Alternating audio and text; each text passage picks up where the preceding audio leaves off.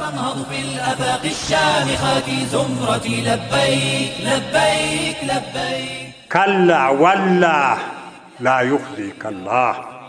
دا د خدیجې رضی الله عنها الفاظ بخاري نقل کړي دي. دی ول کلا والله لا يخزيك الله، ول دغه نه ده زما د الله په ذات قسم الله به تا نه ذلیل کوي. ولې بیا یې د ده څه خواص ورته بیان کړو چې ته داسې سړی چې په کلي کې مسکین یې، د هغه د مسکنت بار باره یې چې څه دې په لاس کې یې هغه مسکین ته ورکوې. ته داسې سړی چې یو څوک یو کار کوي له هغه کاره یوازې عاجزه یې، ته په کار کې کومک ورکوې.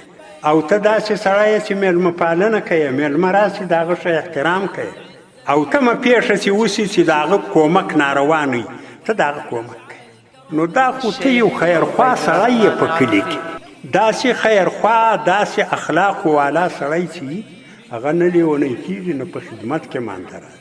ستا اخلاق به خلک دغه ته جلب کړي چې په تا به پسې شي. نو یې د نبي علیه الصلاة وسلام تسلي وکړه خدیجه. لبیک لبیک لبیک لبیک لبیک